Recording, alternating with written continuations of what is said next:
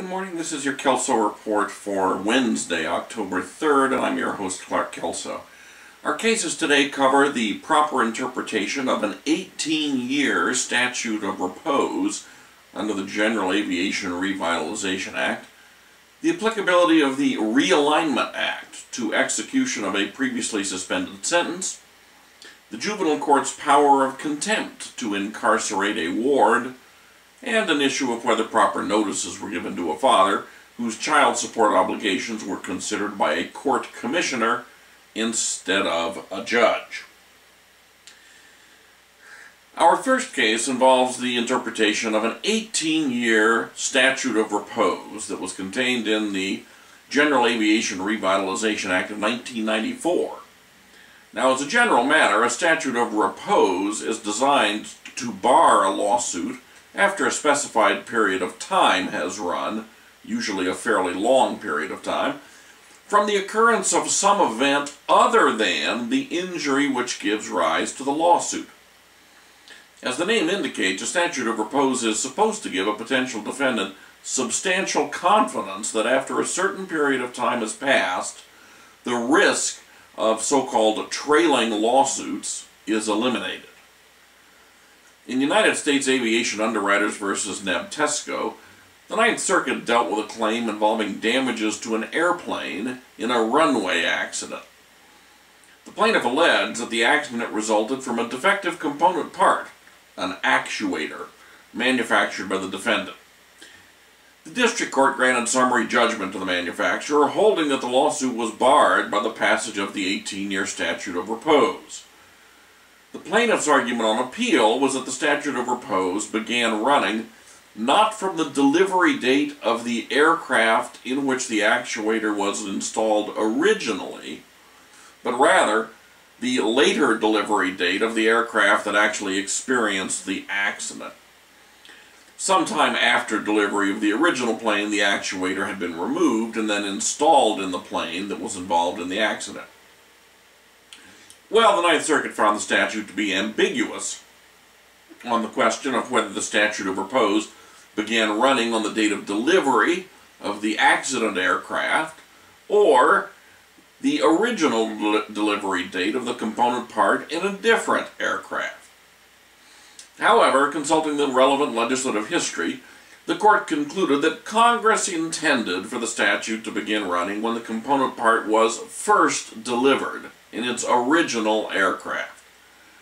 This interpretation was most consistent with Congress's goal of protecting aircraft manufacturers and their component part manufacturers from the long tail of product liability that was raising manufacturing costs for airplanes. Our next case involves the question of whether a court has discretion under California's Criminal Justice Realignment Act to sentence to state prison pursuant to a previously suspended sentence. In People v. Clitus, the defendant had been sentenced in 2010 to a term of 3 years and 8 months in state prison, after pleading no contest to unlawfully taking a vehicle. The trial court suspended execution of sentence and granted 3 years probation. Well, the defendant did not comply with the terms of probation, and probation was revoked. At a subsequent probation violation hearing, the trial court declined to reinstate probation and then decided to execute the previously suspended sentence, ordering defendant to serve his term in state prison. Well, the Second District held that the trial court had no discretion to send the defendant to prison because at the time of the probation violation hearing, the Criminal Justice Realignment Act had been enacted and become effective. And under that act, the defendant could not be sent to prison under the terms of his original conviction. Under the Realignment Act, the punishment for defendant's felony convictions had to be served in county jail. So, in essence, the Second District held that when the suspended felony sentence was actually executed, it then was subject to the terms of the Realignment Act. The court's decision does further the central goal of the Realignment Act, to significantly reduce the number of inmates in California's state prisons. Our next case involves the power of a juvenile court to order a ward of the court to be confined in a secure facility during school hours and after school hours, pursuant to the court's contempt powers, notwithstanding what otherwise is a statutory bar on confining wards in secure facilities. In L.A. v. Superior Court, the juvenile court was dealing with two wards who refused to follow repeated court orders that they attend school. The court ultimately found the wards in contempt and ordered them to be confined in juvenile hall during school hours in an attempt to coerce their compliance. Now, as a general matter, Sections 207 of the Welfare and Institutions Code prevents incarceration of Section 601 wards in secure facilities. However, the California Supreme Court has previously recognized that this limitation does not prevent a juvenile status offender from being found in contempt and incarcerated if the juvenile court makes certain prescribed findings. Based on this precedent, the 4th District held the juvenile court could order the wards before it to be confined in a secure facility during school hours, as well as during non-school hours.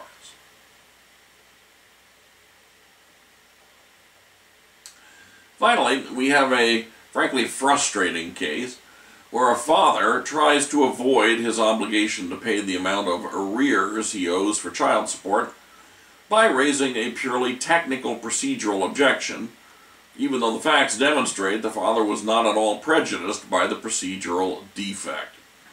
In Kern County Department of Child Support v. Camacho, the 5th District stopped the father in his tracks. In this family law case, the father had filed a motion in the trial court to modify the amount of arrears he owed for child support. He claimed that the computation of arrears presented by the Kern County Department was mistaken because it failed to account for numerous extra payments he had made toward child support. An evidentiary hearing was held before a court commissioner who determined that some of the extra payments should be credited toward appellant's child support obligations, but other payments were gifts and therefore did not constitute child support. The father was unhappy with that result and moved to set aside the trial court's order on the procedural ground that he had not been properly advised pursuant to Family Code Section 4251 of his right to object to having the matter heard by a commissioner rather than a judge. The commissioner denied the motion and the father appealed. On appeal, it was clear that the father had been given certain family court forms that failed to include the statutorily required notice. But it was also apparent that the father had repeatedly been exposed to the notice on other forms, and in earlier hearings was orally informed of his rights. Given that the father had actual notice of his rights, the 5th District correctly rejected the father's attempt to use a purely technical procedural violation to overturn the commissioner's order. And that's it for today's Kelso Report. Have a great day in the law.